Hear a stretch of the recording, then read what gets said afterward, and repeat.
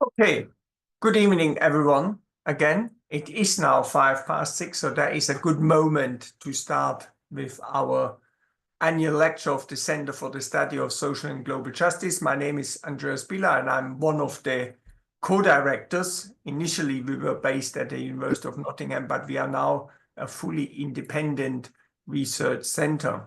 Now, the Center for the Study of Social and Global Justice has always, of course, had an academic focus on social justice, but we never wanted to just stay within the academic confines. We've always reached out also to concrete organizations engaged in struggles for social justice. And it's in this respect that it's my pleasure to welcome this evening Tom Unterrainer, the chair of the Campaign for Nuclear Disarmament, the chair of precisely one of those organizations engaged in struggles for social justice.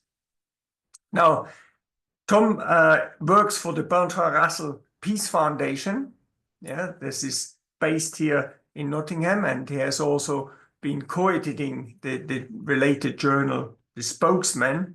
But actually, Tom is currently engaged in an exciting new project, in Cornwall, where you develop an international education center for the Atlantic Peace Foundation, focusing on peace, disarmament, and the work of Bertrand Russell. And that actually is happening all in Bertrand Russell's former home. And I'm sure I'm going to pronounce that incorrectly, Tom, and you can correct me, Cornwall in Portricuno. Yeah, so exciting times. You are established there, and it would be interesting to see with what happens with the development of that particular international education center. But for this evening, Tom is going to speak to us as the chair of the Campaign for Nuclear Disarmament, and he's going to talk about nuclear risks in an age of war, genocide, and global shifts. So these are in many respects dark times, and we are looking forward, Tom, for you to shine some light on these dark times. In the usual manner, Tom is going to speak for about 35 to 40 minutes, leaving us with another 35 to 40 minutes for questions, discussions, comments. Yeah? So Tom, over to you. Thank you very much, Andreas. I'll just explain the photograph behind me here if I move out of the way. This is a fairly recent demonstration at the Lakenheath Air Base in Suffolk. Now, the Lakenheath Air Base is termed RAF Lakenheath, but in fact, it is a United States air base just a few dozen miles north of London. And the reason we were protesting there recently and have been protesting again and again over the past couple of years is that it is our understanding that very soon indeed the United States will again station its nuclear bombs in Britain again, and we do not want this to happen. I might touch more on this development in what I say, but actually I should really start by giving thanks to Andreas and others at the Centre for Social and Global Justice for inviting me to give this talk. And the significance of this invitation goes beyond the honour itself, and it is indeed an honour, and it extends back some 12 years. In 2012, I was present at the annual lecture delivered by Leo Panich and Sam Gindin on their then recent book, The Making of Global Capitalism. Leo, who's sadly no longer with us, opened his contribution by asking something like, "Who here has heard of Ken Coates?" Not a hand was raised. Not a hand was raised. But it turned out that Leo's previous visit to Nottingham in the early 1970s was for the express purpose of consulting with Ken. At the time, Leo was a student of Ralph Miliband and was writing a thesis on the Labour Party and the trade unions, later published as a book, Social Democracy and Industrial Militancy. Miliband, a friend and associate of Ken's, sent Leo to Nottingham for good reason, as I was soon to find out. At the time, I thought to myself, I must find out about Ken Coates. And I did, which is why I'm sat here now, And it's why I've been involved in a whole host of unexpected things over the last 12 years. That the 2012 lecture, combined with the generosity of Tony Simpson of the Bertrand Russell Peace Foundation, that lecture changed the course of my life. And you can read a little more about this story and a lot of Ken Coates in a recently published Ken Coates Reader, which Tony and I edited. Now, I can't promise to change anyone's life this evening, but I hope that I'm able to provoke is the correct word, some discussion and perhaps some disagreement with what I'm about to say. And given the range and detail of the very real problems we face, I'll not be able to address every issue or every aspect of the situation. That would be a whole series of talks. But if just one of you decides to turn their attention and efforts to the issues that I raise, then I'll be very, very happy indeed. The 2024 Nobel Prize for Peace, awarded just this week, was awarded to an organization called Nikon Hidyanko. This is the Association of Survivors of the Atomic Bombings of Hiroshima and Nagasaki. These survivors are known collectively as the Hibuksha, which literally means bomb-affected people, or a bomb-affected person. I had the privilege of meeting representatives of the Hibuksha in London earlier this year at an event organised by CND. To describe the experience of meeting and listening to the testimony of the Hibuksha as anything other than awe-inspiring and humbling would be an understatement. In his Nobel Prize lecture, Terumi Tanaka, who represented the winners, gave his own testimony of what he experienced in the aftermath of the atomic bombing of Nagasaki on the 9th of August, 1945. He tells us, at the time I was 13 years old.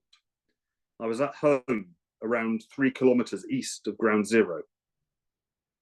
Tanaka explains that in our founding declaration, Nikko Hidyanko expressed our determination to save humanity from its crisis through lessons learned from our experiences, while at the same time saving ourselves. He concluded his lecture with these words: "Let not humanity destroy itself with nuclear weapons. Let us work together for a human society in a world free of nuclear weapons and wars." Saving humanity and saving ourselves. What work is more important than that? None, I would argue.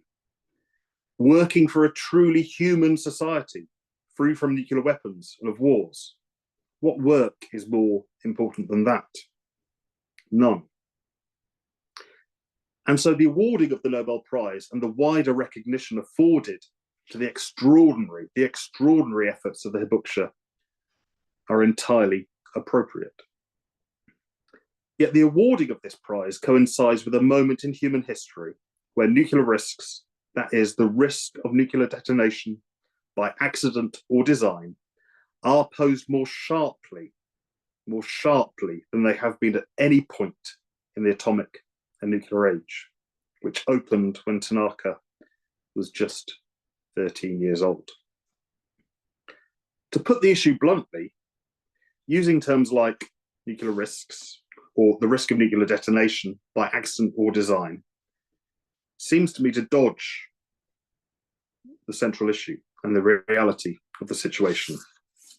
These terms are simply euphemisms for the fact that an all-out nuclear war, which all the modelling and wargaming suggests will be the outcome of single nuclear detonation, would result in the common ruin of humanity. Not just mass death and destruction, but omnicide, the death of all. During a BBC radio broadcast on December the 23rd, 1954, nearly 7 decades ago now, titled Man's Peril, Bertrand Russell cautioned listeners that the general public still thinks in terms of the obliteration of cities. He goes on, if everybody in London, New York and Moscow were exterminated the world might, in the course of a few centuries, recover from the blow. But we know, especially since the Bikini test, that hydrogen bombs can gradually spread destruction over a much wider area than supposed. Now, Russell was speaking at a time when only one side, in inverted commas, possessed the H-bomb, a device many, many, many, many times more powerful and destructive than the atomic bombs dropped on Hiroshima and Nagasaki. It would not be until the following year, 1955, November, I think, that the USSR tested its own nuclear fusion weapon. As such, Russell's focus was on the possibility of nuclear materials and radioactivity spreading through the atmosphere to obliterate all human life. And that was a massive concern at the time that sparked one of the very earliest campaigns against nuclear weapons in this country, which predated CND, the campaign against H-bombs and testing. At the very peak of nuclear possession, the United States and the then USSR combined maintained 60,000 H-bombs between them. The total number is now something like 11,000. Their exact numbers are classified. Who here can imagine the effect of 11,000 nuclear bombs being used? Is it possible to imagine? Is it possible to imagine the results? But we've been told, and in what has become something of a cliche, in my view, that it's easier to imagine the end of the world than to imagine the end of capitalism, for instance, or the dominant social, economic, and political relations any of us exist under. I want to contest this claim, or at least put a big question mark over it. I'd like to suggest, along with the philosopher Gunther Anders, that a lack of imagination is a more fundamental problem, and one that is hardwired into the nuclear age. Now, it's undoubtedly true that humanity spent a great deal of time imagining the end of the world. A recent scholarly study by the philosopher Emile Torres, titled Human Extinction, A History of the Science and Ethics of Annihilation, cheery title, spends some hundreds of pages surveying the eschatological preoccupations of world religions, schools of philosophy, art, and literature. Torres credits Russell, followed by Anders, as the first two philosophers to properly contend with the implications of the atomic age. But even before Russell contemplated the use of atomic energy in war, something he first did in 1923, when he was one of the earliest to do so, Russell was concerned with the fate of humanity as a whole. This concern was prompted by the discovery, or by contemplation of the discovery, of the second law of thermodynamics. In his 1903 work, A Free Man's Worship, Russell worries that all the labours of the ages, all the devotion, all the inspiration, all the noonday brightness of human genius are destined to extinction in the vast death of the solar system, and that the whole temple of humankind's achievements must inevitably be buried beneath the debris of a universe in ruins. Now, I don't know how many of us were moved to such thoughts upon first learning about the ultimate consequences of entropy in our physics classes. Not me. And I suspect that very few of us had that imagination. And of course, whole schools of writers and poets have contemplated the demise of humanity. From Mary Shelley's The Last Man, a brilliant novel that deserves rereading, to Byron's magisterial poem, Darkness, written in the summer of 1816, the year without summer, as it was known, following the eruption of Mount Tambora in Indonesia. And Shelley and Byron and others were followed by legions of others right up to this day in contemplating the same aspect. Netflix is awash with end of the world films. Waterstones boast shelves of apocalyptic fiction, some of which involve nuclear war or the use of a nuclear weapon. But perhaps the most realistic, if such a thing is possible, depiction of a nuclear war and its partial consequences comes from the BBC film Threads.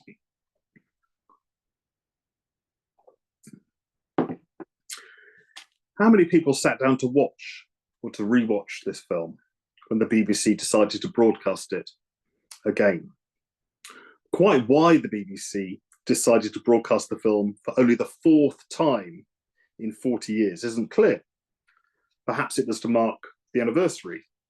Maybe it was because the anniversary coincided with a period of acute nuclear tension. Whatever the exact reason, very many people would have been reminded of some of the horrors that await if nuclear weapons are ever detonated. Now, each one of us will have something in particular in mind when we think of Threads, something we just can't put to one side. And there are legions of social media fan sites for Threads which pick on a particular theme. But for me, that something comes near the very end of the film.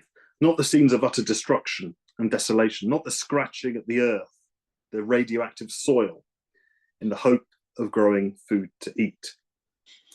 Not Ruth's miserable death. She was one of the main characters. Not even the distress at her death of her daughter, Jane. Yet it's that particular character, Jane, the daughter, that haunts me. And in particular, it's her language, or rather her lack of it, that stays with me after watching that film again. Jane's grunts and largely indecipherable words were not simply an invention of the writer and director of the film. Jane's stark lack of language, her inability to describe and articulate, were, according to the investigative journalist Duncan Campbell, who consulted on the film, drawn in part from reports following the atomic bombing of Hiroshima. In his essay, Prologue or Epilogue, from the collection Has Man a Future, Russell writes that, above all humanity's other gains, there was one which was supreme: language. It was this faculty of preserving what individuals had found out, more than anything else, that made human progress possible. Language and the preservation of what individuals had found out has a double edge, of course. It's a means by which destructive knowledge, as well as productive knowledge, can be transmitted from one group to the next. Now, there is not a universal acceptance and understanding of all that has been found out. Some of what's been found out is ignored or deliberately suppressed. Sometimes different people seem to mean different things when using the same words. For example, when our government and its NATO allies talk about security, what they mean is their ability to unleash megadeath through nuclear weapons. We're likely to think of something very different ourselves when we think and talk about security and when we use this word. And of course, Russell was aware of this. When looking at the British government and its allies, and at some of the other nuclear armed states, I think of Jane. I think of her loss of language and her fate. These people, the rulers of nuclear armed states, they're able to watch a live stream genocide on the people of Palestine, but they can't find the right word for it. When they escalate tensions and pour fuel on the fire, they grunt, and that's how it sounds to me. They grunt things like security. The fictional Jane's condition resulted from the actions of such governments and of such people. Yet they seem to be suffering from their own loss of language. Or could something else be going on? Could something else be going on? Nuclear risks are posed more sharply today than they have been at any point since the opening of the atomic and nuclear age in 1945. And this claim isn't simply a personal view. It's the considered view of a panel of experts assembled by the Bulletin of the atomic scientists. These experts set the hands of the Doomsday Clock on an annual basis. For the past 2 years, they've set the hands of the clock to 90 seconds to midnight. Midnight being a metaphor for acute existential risks to humanity. It's a metaphor for the prospect of megadeath. And according to these experts, midnight is close at hand. However, for some, for all too many, midnight has already arrived. It arrived and continues to arrive in the form of Israel's genocidal war on the Palestinians.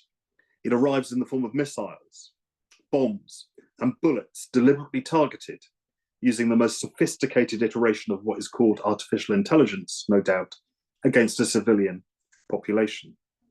We live in a time of acute nuclear risks. We live in a time of genocide. We live in a time where the leaders of states that claim to embody democracy and rules fuel these nuclear risks, claim that the prospect of annihilation of humanity is the cornerstone of what they call security, and they consent to arm and otherwise prop up genocide. In his recent speech to the Parliamentary Assembly of the Council of Europe, Julian Assange pointed out the following.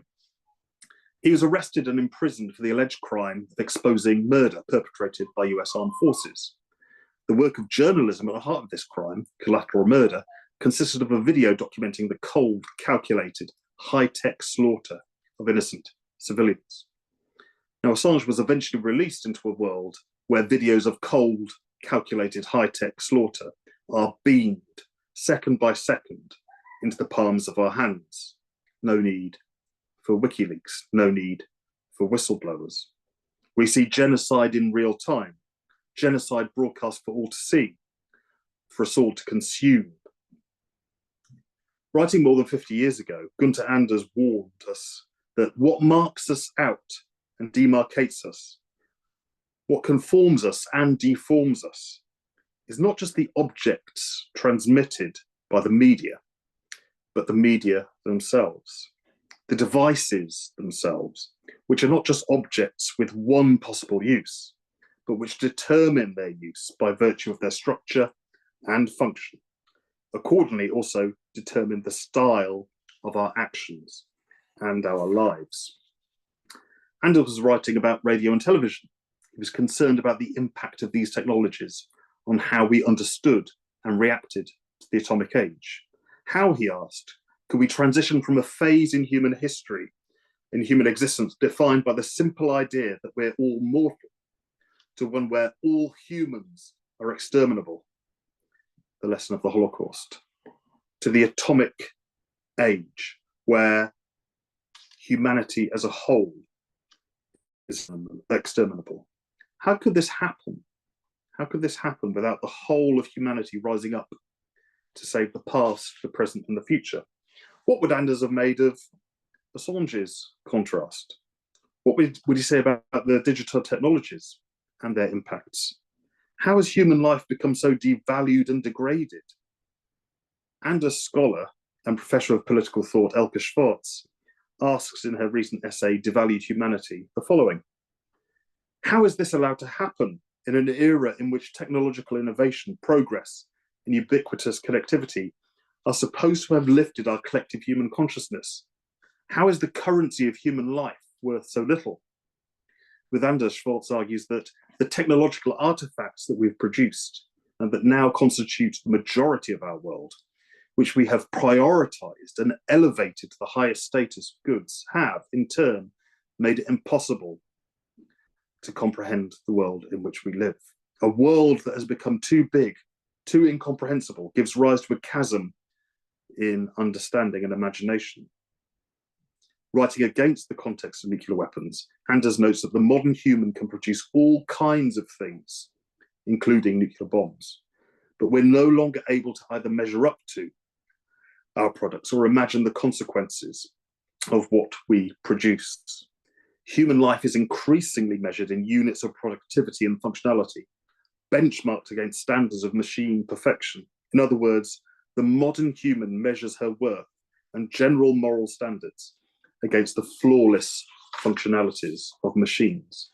Yet she must realize that despite being a producer of technology, she cannot, as a human, ever be a product, and so cannot live up to the strength, speed, precision, and perfectibility of her artificial creations, end quote. Anders called this condition Promethean shame. Prometheus, who in Greek mythology granted the power of fire to humankind, thought he was simply helping us along. He did not think, he could not conceive, could not imagine the consequences of giving fire to humans. But Russell, Anders, and a whole host of us, including those of us here, I hope, seem to have a bit more of an imagination. So the question is, following Russell and Anders, what should we, assembled here, people repelled by the state of the world and determined to change it, make of it all? What should we do to reduce nuclear risks? Well, just by being here and by our collective actions over many years, we have made a start. Our efforts since 1945 have had an impact. After all, to put it flippantly, there has not been a nuclear war. But more concretely, our collective efforts can be detected in a series of treaties, agreements, moratoriums, and bans agreed at the state level. The most recent of these, the Treaty on the Prohibition of Nuclear Weapons, embodies an insurgent effort, a clear political refusal on the part of the global majority. Yet over the past 2 decades, and most clearly under the first Trump presidency, the treaties, agreements, moratoriums, and bans have been steadily undermined and sabotaged.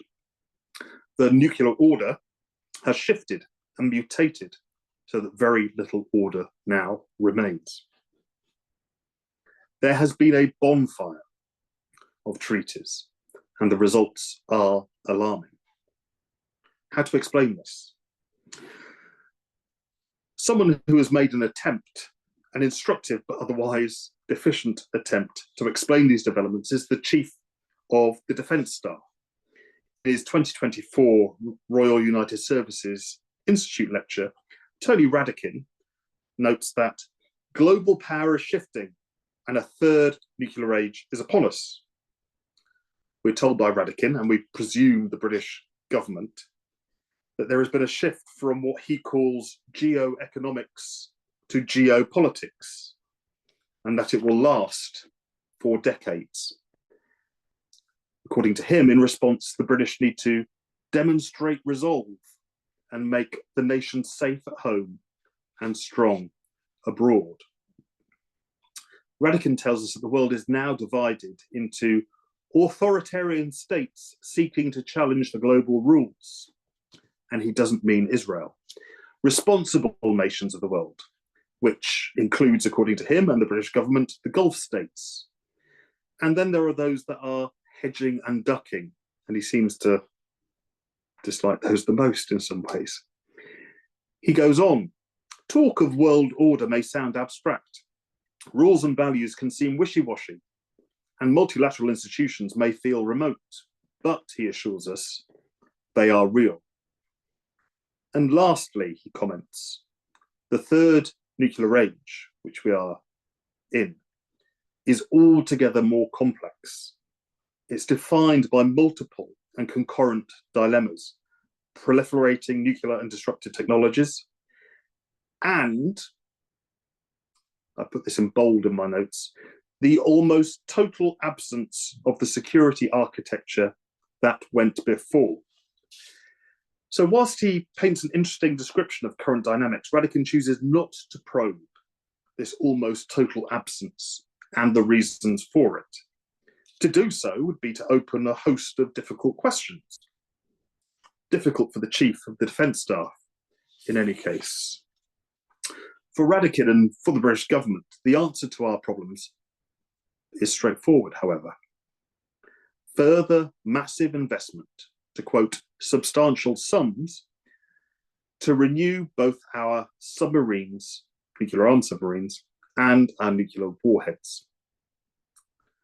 But Radakin is not the only person to dodge the issue. There are very, very many. A recent Guardian editorial describes the fate of the Intermediate Range Nuclear Forces Treaty, a landmark agreement from the 1980s outlawing a whole range of deadly weaponry, is described as a collapse. Whilst noting Trump's, what's the phrase, broader opposition to arms control, the editorial avoids using the right word. It was a sabotage. It was a deliberate destruction of that treaty. It also avoids explaining why Trump and his administration opposed arms control in the first place, and why the Biden administration failed to resurrect any of the treaties and agreements that Trump threw on the bonfire.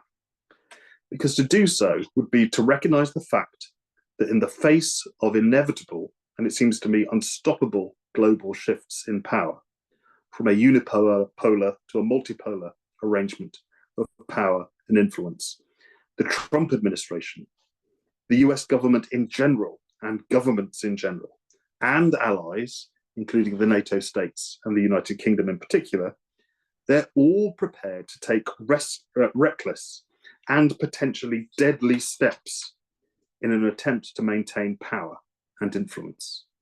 And in doing so, they have massively, massively, massively increased the nuclear risks.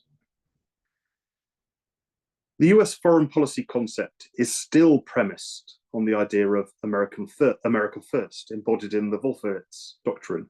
As far as I can tell, this doctrine has not been amended by the Republicans or Democrats. The idea of security, or what they call security, has continued to emphasize an ever greater role for militarism, expansion, and nuclear weapons. The new British government, just like the old one, is adamant that nuclear weapons and nuclear alliances like NATO are the cornerstone of security. At the same time, they claim that a nuclear war can never be won and therefore must never be fought. Did the contradictions escape their limited imaginations? We, however, have the imagination to see a bit further. We understand that every improvement, so-called, to security they make, the greater the risks of nuclear war. Every new technology, every new nuclear warhead, every new nuclear base, every further expansion, every new nuclear base like this one, every further expansion of NATO's bootprint increases the risk of nuclear use. And far from making anyone safer, the predominant concept of security in the West makes us not just more insecure, but it poses existential threats. Take Ukraine as an example. The peace and anti-nuclear movements have been clear that there was no justification for Russia's invasion of Ukraine. We've been clear that we want the war to end. We've been clear about the risks of escalation in our opposition to nuclear threats, in our opposition to the meat-grinding, destructive, and totally unacceptable reality of the occupation and ongoing war. We've been clear on all of that. However, we've also been clear, very clear, about the antecedents to Russia's invasion. And we've been very clear that escalatory moves have not been asymmetric. What do I mean? At the time of the collapse of the USSR and the Warsaw Pact in the early 1990s, the peace and anti-nuclear movements called for the dissolution of nuclear-armed NATO alongside the dissolution of the Warsaw Pact. We argued that this alliance, which we were told was there to defend Europe from the threat posed by the USSR, was no longer needed. We argued that the money would be better spent developing society and making links with the former Soviet states. Some people, like Ken Coates mentioned earlier, wanted joint meetings between the European Parliament and the Supreme Soviet when it was still functioning in the early days to establish those peaceful links. We warned that maintaining NATO would only set in stone a potentially dangerous dynamic in Europe, a dynamic that maintained nuclear weapons and therefore the prospect of nuclear war as a core element. But NATO did not disband. Further, we argued against the expansion of NATO up to the border of Russia. Why? Because it was clear to us, as it was clear to anyone with an imagination, that expanding a nuclear alliance to the borders of Russia would massively increase nuclear tensions. NATO expanded. We argued against the stationing of the Aegis Ashore missile system in Poland and then Romania. We argued that such weapons would be seen as an escalatory provocation that would be met. Aegis Ashore, with weapon systems based on readily adaptable Tomahawk cruise missiles, is now stationed in Poland and Romania. When Polish politicians responded to the debate in Germany about the future of US nuclear bomb stationed there by offering to take them on, i.e. moving them closer to Russia, the peace and anti-nuclear movements redoubled campaigns to remove all US bombs from Europe and raise the idea again of a nuclear weapons-free zone. We warned that such threats and such a move would have consequences. In response to this and other threats, Belarus staged a constitutional referendum that overturned its anti-nuclear status. Russia indicated that it would send nuclear weapons to Belarus. The escalation we warned of has come about.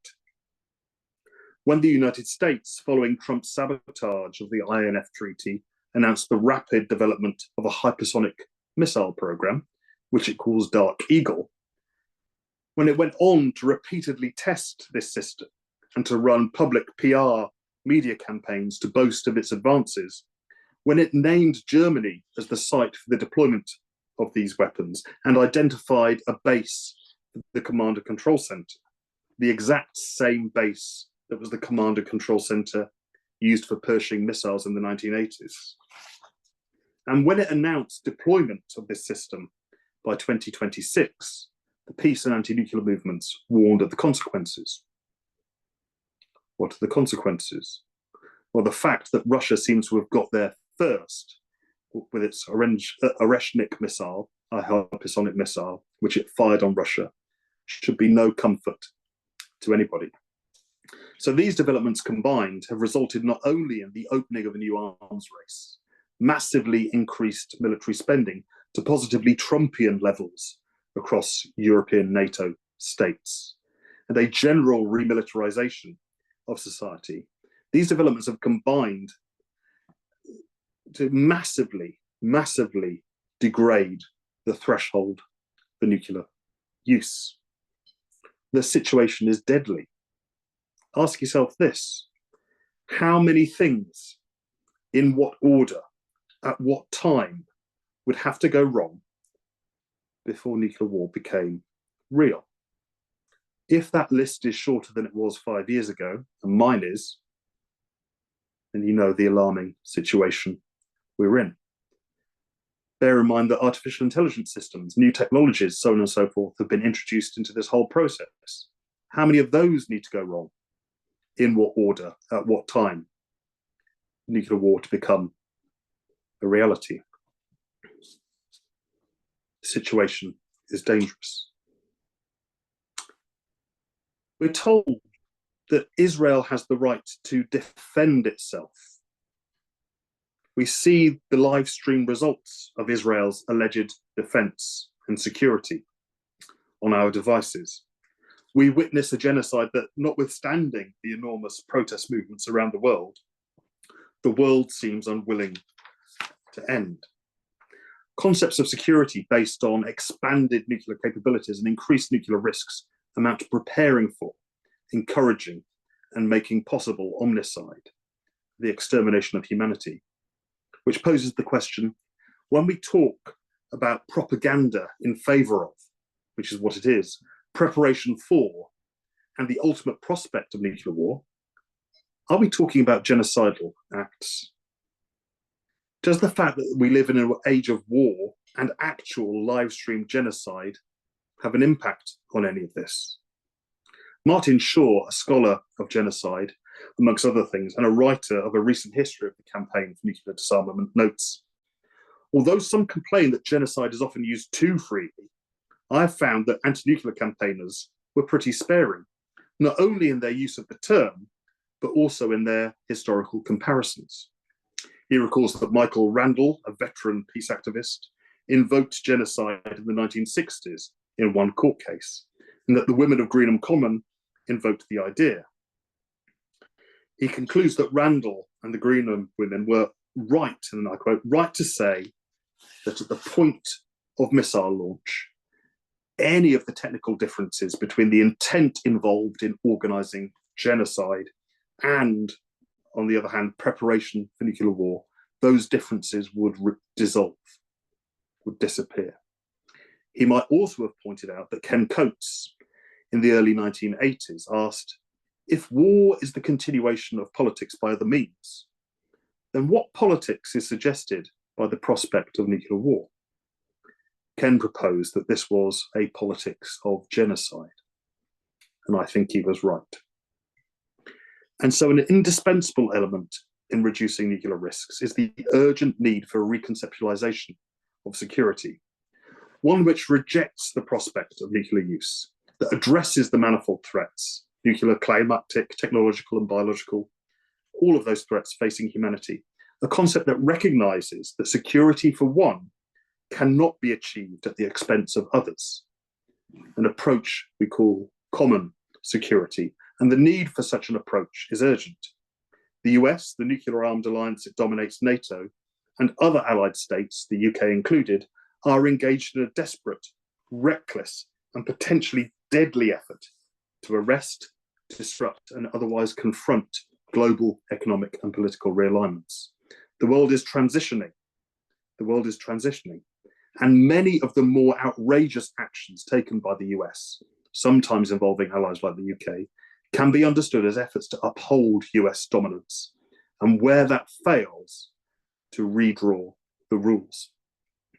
But importantly for us, the global majority, a global majority, completely rejects the idea of US global dominance and great power competition.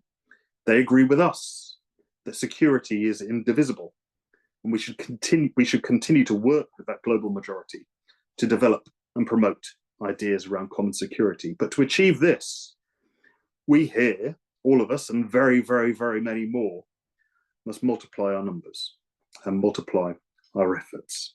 And to return to Gunther Anders, in the postscript for the American reader to his book Burning Conscience, Anders describes Claude Etherley, the subject of his book, and an Air Forceman involved in the atomic bombing of Hiroshima, who subsequently spoke out.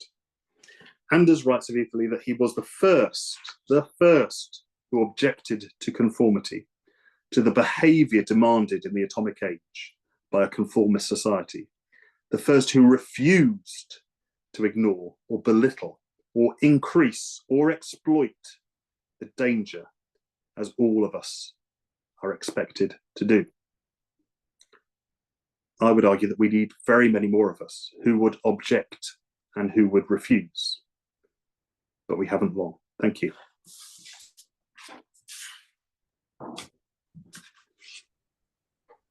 Many thanks, Tom, for this powerful lecture. In your introduction, you mentioned previous annual lecture by Leo Panitch in 2012. And over the years, we've had many powerful annual lecture speakers, including Leo, of course, but we also had David Harvey. Last year, we had Nick DeArden from Global Justice Now. Your lecture tonight, I can say, fully takes its place within this great set of annual lectures. Very powerful, very comprehensive. So many thanks to you for that intervention. Now, as I said initially, we do have time for questions, comments, discussions. So if those of you who want to speak, if you could just raise your electronic hand, and then I will take you in the order of how you line up. So who is going to set us off? Who is going to pose the first question, please? Yes, Andre Sheldon, over to you. Thank you very much. Tom, thank you for your presentation. It was wonderful. I agree. Right at the end, you said we need to multiply our numbers. And that's why I'm here today to propose that we all know that the world is in trouble and the governments aren't going to save us. We need a people movement. And so I believe that there's an opportunity right now because of the wars in Ukraine and Gaza and Sudan. The people around the world don't want war. And so if the people rise up now as the peacemakers, then it'll change the world. And so I'm a promoter of nonviolence. I put a note in the chat, and I believe that Beatrice Finn is the most important person in the world right now. And the reason is that She became famous from the TPNW, which everyone here probably knows about, of course. And when she did that, she set a precedent that that for herself, because everyone knows her. If she rose up and asked people around the world, especially the entire anti-nuclear movement, to do something, they probably would do it. And so therein lies the strength and power of the plan that I propose, that by certain leadership coming to the forefront. And she was highlighted in an article in the magazine called the Nation in the United States. And it was about women against the bomb. And there was something profound in that. And when I read the article, it made me cry, because she said the fate of the earth depends on it, on true feminist foreign policy. And isn't that what we're asking for, a change? Doesn't necessarily mean that it's just feminist, but it means that we combine the feminism, which is lacking right now. Most of the world is dominated by men. And not to chastise men or blame men entirely. History made this happen. Men defended the people and communities and countries, and they became glorified. Now, for peace, is an opportunity to change it and reverse it. So I'd like to suggest that and ask for anyone interested in finding out more information about the plan to contact me. It's about a people movement. And the twist is that it will be led by women, not exclusive to women. But when women rise up as the peacemakers, watch what happens. We need something different and special, and now's our opportunity. And we can't miss the opportunity because the dangers are so grave. Thank you very much. Peace. Thank you, Andre. Thank you. Tom, do you want to respond to that, or I take first another couple of questions? Let's have a few more.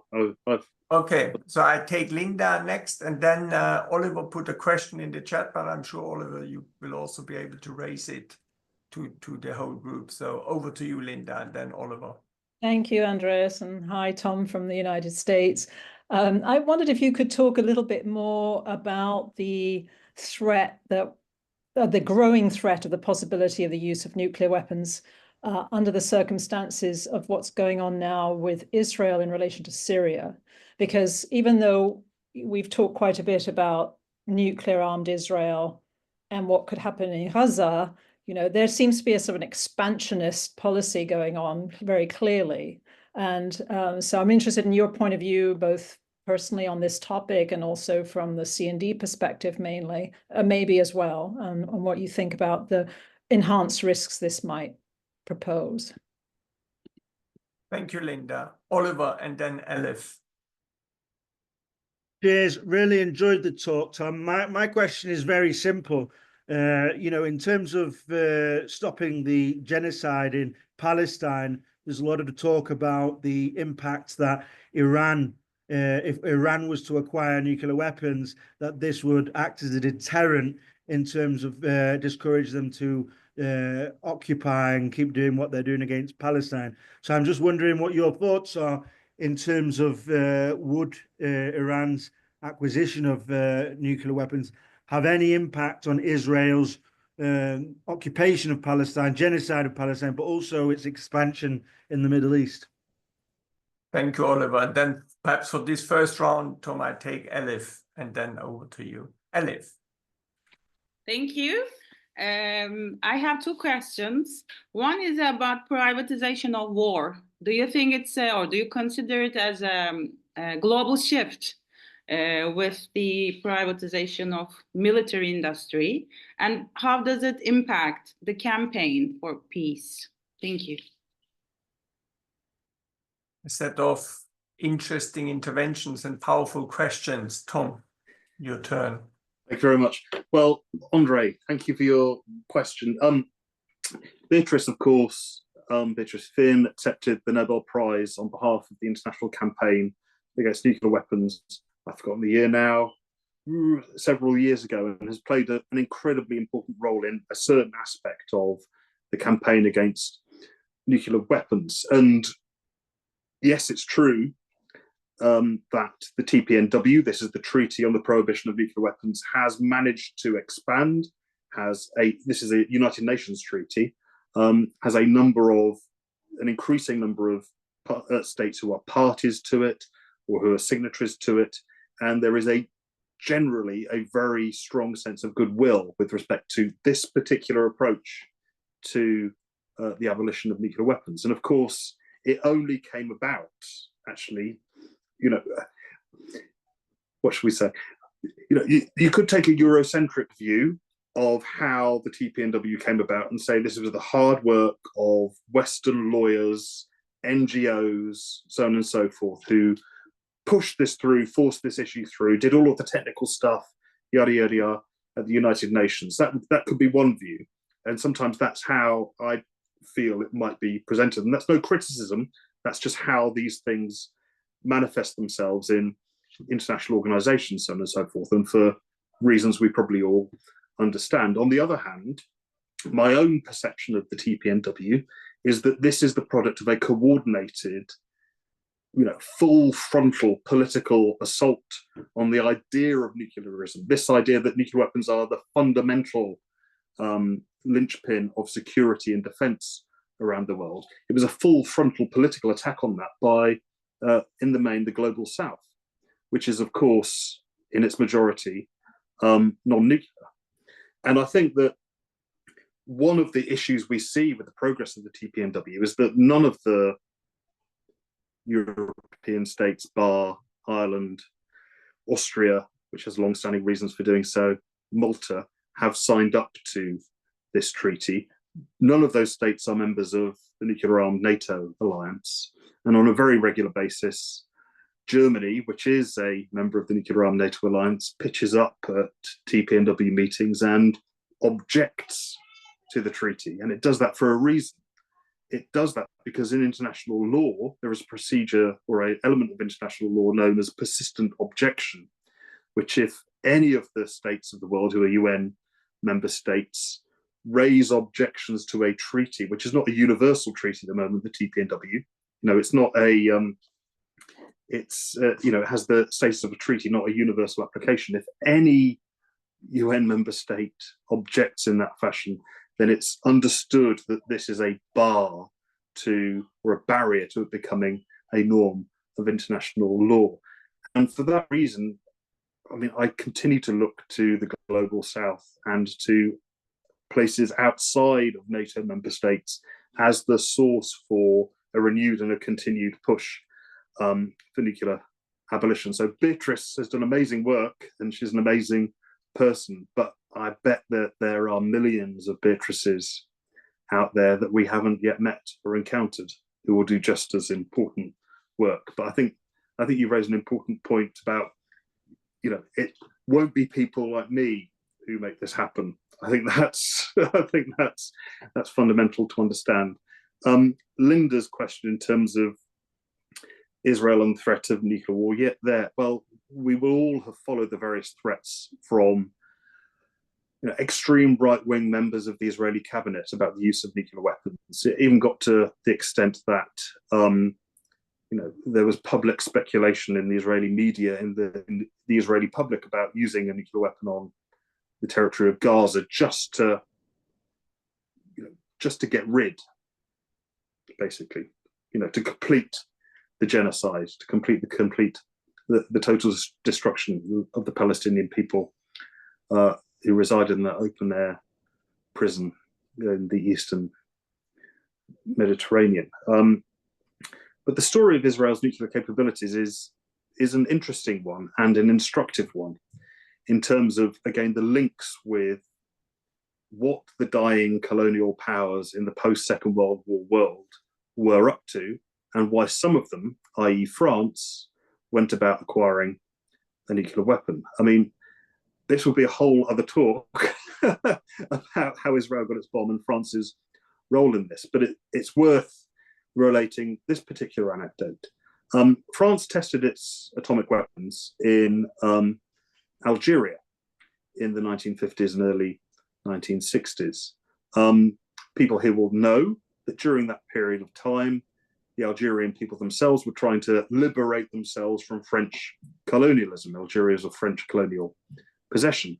What is probably less well known is that during this period, Israeli scientists and Israeli technicians were closely collaborating with the French on the design, manufacture, and the testing of France's atomic weapons. Indeed, Shimon Peres, a very young Shimon Peres, who went on to become Prime Minister of Israel, is quoted, I can't remember the exact year, but it's the mid-1950s, is quoted addressing a gathering of French military officials where he explains why Israel wants an atomic bomb and wants this collaboration and why he was there. He didn't talk about the atomic bomb as a deterrence because there was nobody else in the region that Israel is situated in with an atomic bomb.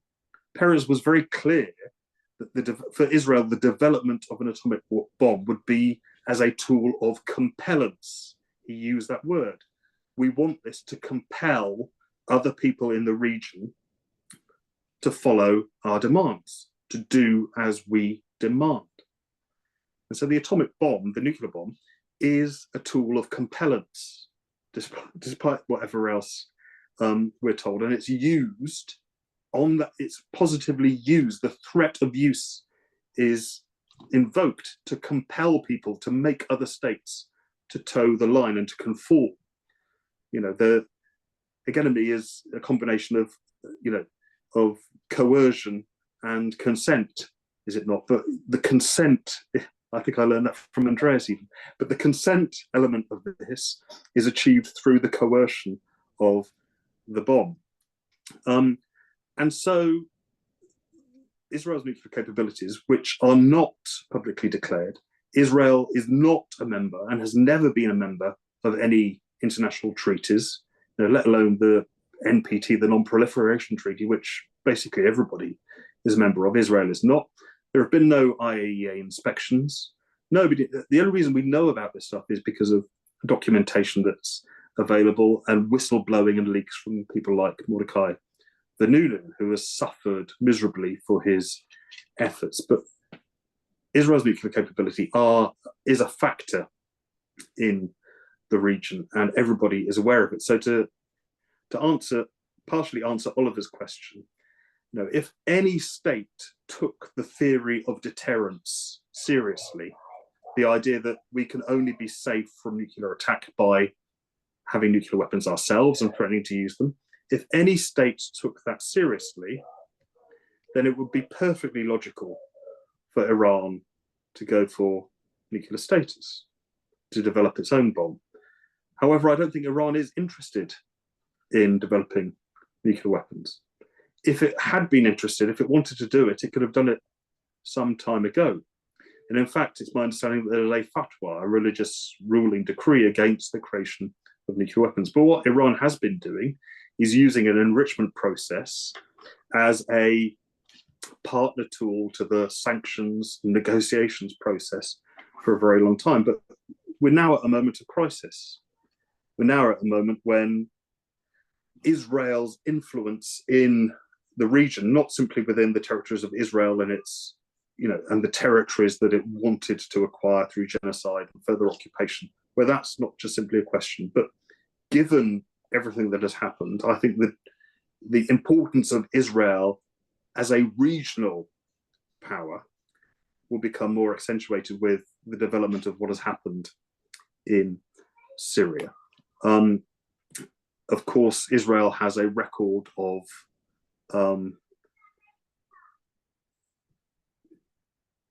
I'm just remembering Reagan's diaries from the early 1980s when Israel bombed Syria's nascent domestic nuclear generation program in the 1980s. Reagan recorded in his diary something along the lines of, I see that darkness is upon us. He was convinced that, and this was a religious overtone, he was convinced that this particular attack would result in the very worst and could result in general nuclear war. But I think that Israel as a regional power and therefore Israel's nuclear weapons will become even more important, which is why things like the efforts of NATO, the Middle East Treaty Organization, who are trying to negotiate a means to achieve a nuclear weapons-free zone in the Middle East, are very, very important. It's worth noting the person who blocked their efforts, but they seem to be on the up, was none other than Hillary Rodham Clinton when she served as the US Secretary of State. But yeah, perhaps some more other people can chip in on that particular dynamic. I'm reluctant to say more on the internal dynamics of what's going on in Syria because it's very, very fast moving and there's lots of contradictory and incomplete information. LF's question and the privatization of war. I think this is an incredibly important question. And in fact, Elke Schwartz, who I mentioned in my talk, has done a huge amount of work analysing the means by which private companies, multinational companies in particular with respect to artificial intelligence, have made good business for them, at least, but incredibly deadly business for human beings out of war. I mean, the reality is, in Ukraine, for instance, there are American arms companies which are marketing their latest drones, their latest weapon systems as battle tested. What do they mean? Well, they've been used in war in Ukraine. There are drone companies and AI companies which have material like warfighting equipment in operation in Gaza and West Bank and elsewhere that are selling and marketing these death machines as battle tested, and that's meant to be attractive. At one point, Arundhati Roy said, once upon a time, weapons were manufactured to fight wars. Now wars are manufactured to produce weapons. And actually, Gunther Anders said something very, very similar in one of his essays. It's huge business. It's big business. And I do not think we can afford to discount the influence of arms manufacturing companies in all of this. For instance, I suspect that Andreas is sat in his office at the University of Nottingham, but not all that far from where he's sat. At the Jubilee campus, there's a laboratory funded by BAE Systems, which is developing alloys, which are used in some components on the F-35A aircraft, which is currently being used to murder Palestinians.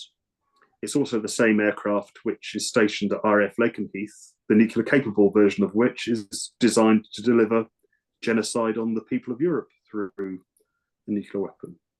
The sums of money involved are immense, and so it is my view and it's CND's view that there has to be, insofar as Ukraine is concerned, there have to be peace talks now. This has to be ended one way or the other. Yes, to eliminate the acute nuclear risks that present themselves, but also for a whole other host of reasons, not ignoring the real and intense loss of life and destruction that is happening in Ukraine at the moment.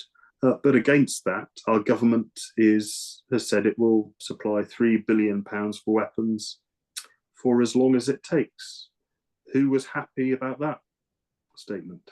Well, BAE shareholders, certainly, BAE owners, and the rest. So yes, addressing this particular issue, Elif, is incredibly important, and we need more of it. Thanks a lot, Tom. Also very good cross-reference there to Nottingham University and its links with the arms trade and arms manufacturing. And actually, it also indicates things we can do here right now. Yeah? So there are student and trade union staff efforts at challenging the university and demanding to cut these links. But we are not there yet. Right. We have a second round of questions. Ian, please start us off. Right. Manage the technology, I think. Thanks for a great talk, Tom. Inspiring and kind of positive as well, provoking us to do something about it rather than not, and reminding us that we've got imaginations. That I think the purpose of nuclear weapons is actually to close down our imagination, to make it so awful that we can't think. A few years ago, I used to work at Trent, and we had a series of lectures on various things. The politics of the real world, we called it.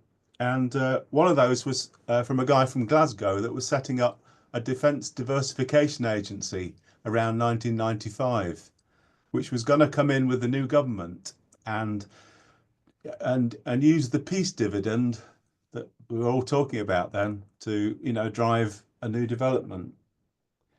Sadly, that didn't get very far. One of the outcomes of it, though, was we talked about spin out technology. So arms manufacturers are told that they are useful to society in developing technology that can spin out into the public. Unfortunately, that was enhanced into spin in. So public technology can be used in the defence industries. And I understand that's a core part of current policy. Now, sadly, the Defence Diversification Agency never really took off. But recently, the TUC determined that defence diversification was no longer fit for purpose in its array of policies, which were adopted in 2017, thanks to the pressure by Derby Trades Council, amongst others. And there's a huge reaction amongst our friends and allies in the trade union movement to start to open up our imaginations to the notion of peace. It's seen as a threat to jobs, and the reaction of the big unions is, as I know to my cost, painful, and has got great reach across even our trades councils, who are reluctant now to discuss defence diversification. So it's great that you've provoked us into using our imaginations and hopefully to start to rekindle the efforts that people like the Lucas workers started in the 70s on, practical work on defence diversification and reimagining, technologies that are towards socially useful ends. So thanks again, Tom. Thank you, Ian, for this intervention. I've got one question in the chat, which I'm also happy to read out from Anthony Matthew. Should we be grateful to Donald Trump for promising to end the war in Ukraine in 24 hours? Any further questions at this point in time? So we've got Ian, we've got the one I've just read out. Any further questions? Anybody who would like to make a comment, an intervention? I'll come back on those two. Yeah, and then let's do that. Over to you, Tom. I bet my comments on Trump might provoke some more, but let's see. Ian's absolutely right. The idea of defence diversification and diversification of all kinds, from production for socially unuseful purposes to socially useful purposes, is not just an important question in terms of military spending and arms, but in general, in my view. And there are all sorts of barriers to this, not least an element of conservatism in the trade unions, and that is real. But also in terms of the government. And what the government is saying and what the government is doing. Because you think of the oil refinery in Scotland, Grangemouth, whose closure has been announced recently. This might seem off topic, but there were a number of people, quite understandably arguing, we need a just transition. We need fairness for these workers. We need a means by which to make sure that their skills, which are considerable, so on and so forth, can be transferred from the refining of oil, which is, as we all know, a massively destructive, climate catastrophe driving product, to something better and to something more useful. And understandably, the union branch there and the workers there said, you know, what are you talking about? We want to save our jobs. Now, why did it make sense for them to say that immediately? You know, I don't necessarily agree with them, but why did it make sense for them to say that immediately? Well, we have a government which has no interest in just transition, which has no interest in an economic plan to turn non-productive, non-socially useful productive industries and services, and to take them to turn them into socially useful services and industries. It's just not there. There's no money for them to do it, or at least no money has been pledged. There is no interest. You know, they are about growth, and the capitalism, as we all know, is premised on a huge amount of waste in humans, resources, livelihoods, communities, the environment, everything else. Growth at huge expense, and if that means the expense of the communities and the workers around Grangemouth, then they simply don't care. And this point was recognised in the 1980s. I mean, the T&G, which was, you know, preceded Unite, Transport and General Workers Union, held a whole series of lectures and seminars and did a huge amount of work, some of it steered by Regan Scott, who's associated with the Russell Foundation, huge amount of work on looking at defence diversification, you know, real defence diversification, and alternative production. But in the seminars and the information that they, you know, very serious stuff that they organised at the height of the Cold War in the 80s, you know, there was a recognition that none of this is possible. You know, you can't expect the workers and others in these industries to take it seriously unless there is a serious, clear, well-planned commitment from a government to support and to make it happen. And that's the story of the Lucas Plan, also in the 1970s. There were when Tony Benn was Minister for Industry, they went there, you know, they had their discussions, the whole thing happened, they went away, they did their plan. By the time their plan was ready, you know, Wilson had sidelined Benn, and the new Minister for Industry had no interest whatsoever. So there are questions in terms of political power here to be addressed before we get to the point where, you know, we might expect trade unions to follow. But that's not to say that those of us who think all of this is a brilliant idea should not be working very hard to promote it and to make links and to talk, so on and so forth, because that is the necessary element. And in a way, we will get a change in government policy if that pressure is developed up through the trade unions. But in moments of acute crisis, when jobs, families, communities are on the line, it's very difficult to do so. And it's also very difficult to do so in terms of arms and in terms of nuclear questions in particular, when the common sense around nuclear weapons is that it is essential. It's a cornerstone of security. It's indispensable. It's there for our defence, for the good of all people. So you go to Derby and Rolls-Royce, where they're manufacturing nuclear reactors for the nuclear power stations, or to Barrow in Furness, where they're making the submarines themselves, where there are highly skilled, highly trained, you know, technological experts who are also very well paid, and where it is by and large run through the salaries and investment from these companies. You combine that with the propaganda from the state about nuclear weapons, and the challenges are immense. Again, that's not to say we shouldn't try and meet those challenges, but the challenges are there. You know, and Blair's Defence Diversification Agency, you know, all he meant by that was using military spending to feed through to production more widely in society. It was using the military to prop up industry, or whatever industries could be spun out of it, as you say. You know, not a genuine interest in finding other means for production. So there are political challenges here that need to be faced. But all of these issues are very, very important and should be thought about and developed over time. Should we be thankful to Mr. Trump for saying he will end the war in Ukraine in 24 hours?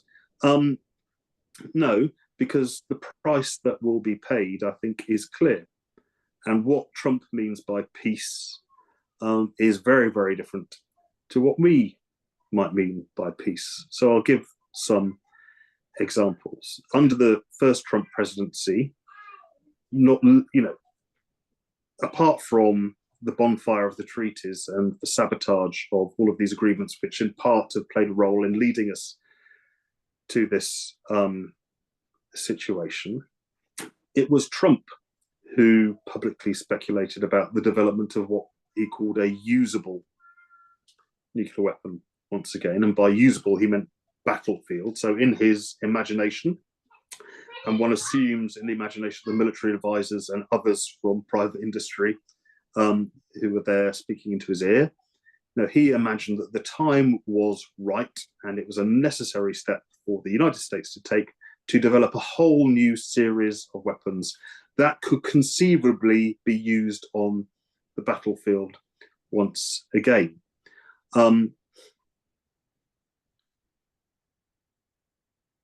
What was at the time?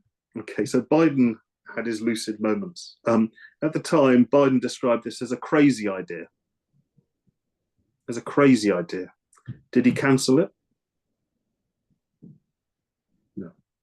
So this whole new generation, they have a dialable, it's called a dialable nuclear threshold. Weapons like it are to be delivered to RAF Lakenheath, but also to the Buchel Air Base in Germany, to air bases in Belgium, the Netherlands, 2 air bases in Italy in the short term. These weapons are there. Is Trump going to increase or decrease the number of such weapons in Europe? I think it's likely, whatever happens in Ukraine, I think it's likely that they will increase. Is Trump going to get rid of the Aegis Ashore missile systems in Romania and Poland? Or might the numbers increase? Is Trump going to cancel the Dark Eagle hypersonic weapon system? Or is he going to double down on deploying them? I think the answer to all of these questions is that regardless of what happens in Ukraine, again, Trump will be setting the stage for a subsequent increase in nuclear tensions. It will be ramped up again and again. There was horror amongst some NATO member states during the first Trump administration about the threat posed to NATO. Now, the last time you had a German military official publicly pronouncing that he thought NATO was in serious trouble was in 1956 after the Suez crisis, when the United States pulled the plug, threatened to bankrupt the United Kingdom, got Israel and France back into line. The German chief of the German army said, NATO is dead for now. NATO is dead for now. It was at that point that Germany first started to publicly announce that it was thinking about the possibility of developing a nuclear weapon. The stationing of US nuclear weapons in Germany is a consequence of that. But there were serious discussions and efforts. Triumvirate of France, Germany, and Italy actually had serious discussions about developing such weapons. So that was 1956. The last time was during the Trump presidency, when at the Munich Security Conference, which is an annual conference of warmongers, I guess, there were sessions on westlessness. If Trump continues on this basis, the West's influence, by which they meant Europe, would be irreparably diminished. What in fact has happened to NATO and to Europe as a consequence of what Trump did and has done is that every single European NATO member state is spending Trumpian levels on their military. Europe is rearming. Trump got what he wanted, and he got that much, and I think very much he will come back for more. mean, what's Trump's plan? Does it, as we're told, include the stationing of French, German, and British troops along a control zone inside Ukraine, policing the crisis? At what cost? At what risk? So on and so forth. So I would like to think that Trump had an off switch for the war in Ukraine. He might well think he has one. He might well flick a switch and the formal war, the meat grinder, will end. And that would be good if it happens. But the consequences, what comes after, the degree to which the United States will continue to push its influence, I don't think can be discounted. And I think the only thing we can say with certainty about that is that whatever happens, it will be not in the interests of any of us here, or of any of the European states, or of the vast majority of the American people, but it will be in the interests and in the favor of the ruling class in the United States and their allies, and their efforts to continue to maintain, against reality and at great risk and at great expense, the mirage of global dominance. And for me, that is still the major driver for the nuclear risks that we face. Thank you, Tom. So it's 9:25, so that gives us a chance for one final question before we conclude punctually at 9:30. Who would like? Well, you can let me go and have a coffee. Who has got a burning issue which they would like to raise with Tom?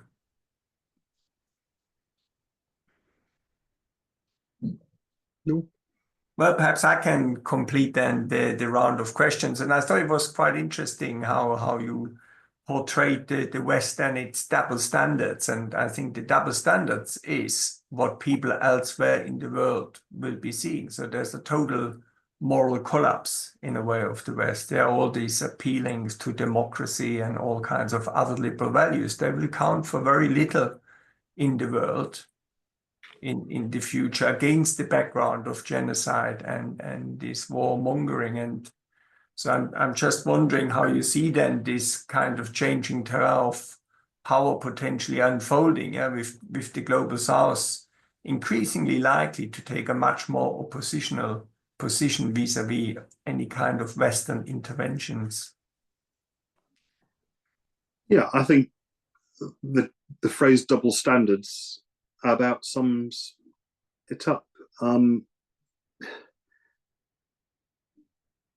of us will have seen David Lammy describing the Assad regime, and let's be clear, I probably, and most of us here, probably would not have fared very well had we attempted to be political activists under the Assad government. For me personally, it's hardly surprising that a large number of Syrians or those who have found their way onto Western television, seem to be expressing their joy. But the language used, the exceptionalism of the language used to describe Assad and his government, contrasted with images of Keir Starmer glad-handing Mohammed bin Salman, the putative ruler of Saudi Arabia, a butcher, somebody waging murderous war, somebody who had an opposition journalist chopped up into tiny bits in the Saudi embassy in Turkey and scrawled out in bin bags. Yeah. He's our mate, this butcher. We don't like the other butcher for whatever reason, but the rest of the world sees this. They see the double standards. They find it not just laughable, but sickening, especially sickening because of the way in which the military alliances and the military relationships that Britain is involved with, NATO and its military relationship with the United States, have projected their power in recent decades in extremely destructive and murderous ways, and continue to use the threat of doing so, combined with the threat of nuclear annihilation, in an attempt to get their way. An increasing number of countries in the world and individuals see through it, are having none of it, and they are organizing themselves in very, very, very different ways. What was the second part of your question, Andreas? Sorry. It's more in relation to the global south and how they may respond in the future. Yeah, and this kind of, so at first sight, some people like David Lammy, my understanding is he still believes in his own moral high ground, but more and more that will be shattered. Yeah, there's nothing left. And will they see it? Will they see it, or will the likes of Lammy and the British and American governments simply double down on the rhetoric and the aggression? I mean, one of the issues I didn't touch on was the development of the AUKUS alliance. This is an alliance between the United Kingdom, Australia, and the United States, designed for the purpose of providing Australia with nuclear-powered, not nuclear-armed, but nuclear-powered attack submarines. Who are they going to attack? Who's the target? What's the consequence? Well, the target's China. They're trying to get Japan on board with this whole process as well.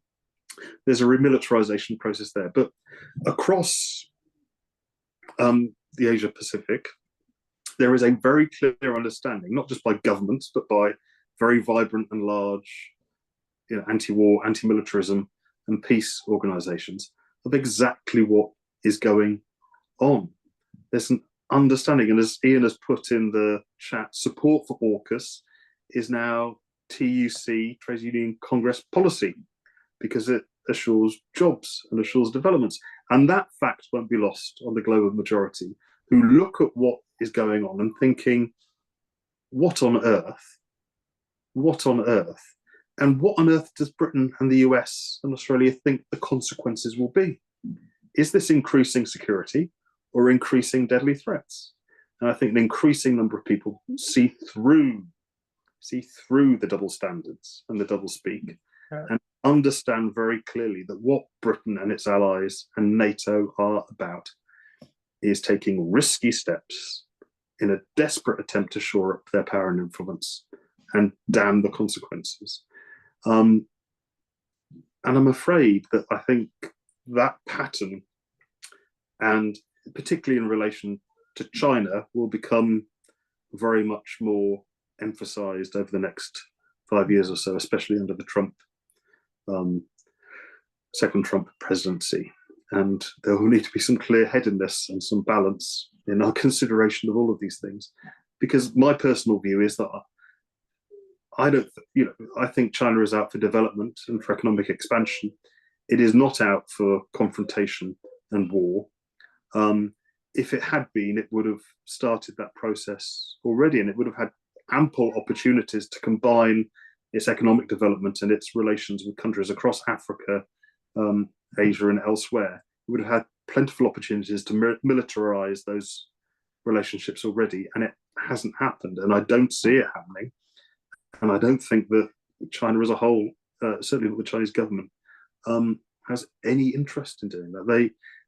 To the contrary, they are promoting the concept of common security, or at least trying to chip away at the dominant concept of security, to try and get people to understand that it is impossible to achieve security at the expense of another state's security. Britain, America, and NATO think they can do that. It's their mode of operation. The rest of the world does not agree. And this will be a major point of contention and conflict I see going forward. I think this notion of common security is a good point to end on with. Tom, many thanks for this excellent annual lecture. Much appreciated. The lecture has been recorded